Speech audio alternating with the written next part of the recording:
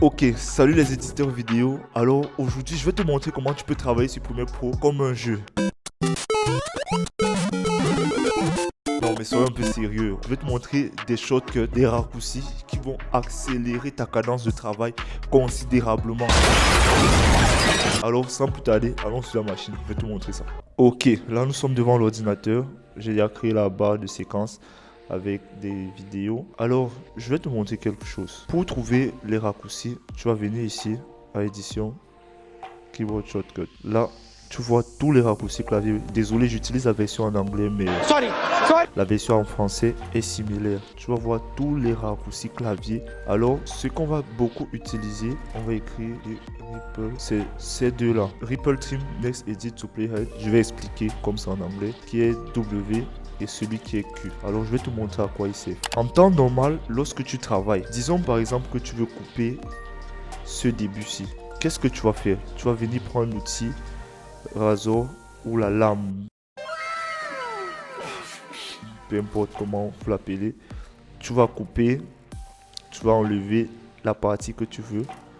Tu vas revenir, tu vas sélectionner, tu vas supprimer. Et tu vas supprimer l'espace vide, tu vois. Et alors, ces deux outils que je viens de te montrer font tout ce travail-là en une fois. Disons par exemple, je veux enlever tout ce qui est derrière, tout ce qui est à ce niveau-ci. Revenons là. J'ai jugé que là, c'est à partir d'ici que je veux ma vidéo. Alors, je vais utiliser Q. Tu vois. Ça va enlever tout ce qui est derrière. Ma vidéo commence là directement. Ça va faire ces trois actions-là que je t'ai montré précédemment en un bouton. Je viens, disons que là, je veux enlever ce qui est ici devant. Tu vois, je veux m'arrêter jusque là. Et je vais enlever cette portion-là de la vidéo. J'appuie W. C'est fini. La percée. Officiellement. L'accélération, tu vois. Ça fait trois actions en un bouton. Là, même chose. Je vais enlever ce qui est derrière. J'appuie sur Q. C'est fini. Là, je vais enlever ce qui est devant. J'appuie sur W et je continue mon édition tranquille. Et le deuxième shortcut que je vais te montrer, là, bon, sur mon Premiere Pro, il est déjà modifié. Ici, on dit Add Edit. Ça veut dire, normalement, ajouter un cut, ajouter une coupure en fait. Là, Add Edit. Normalement, c'est CTRL-K sur le tien.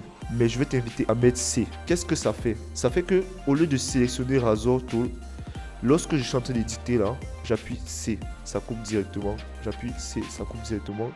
J'appuie C. Lorsque je travaille, ça devient réellement comme un jeu.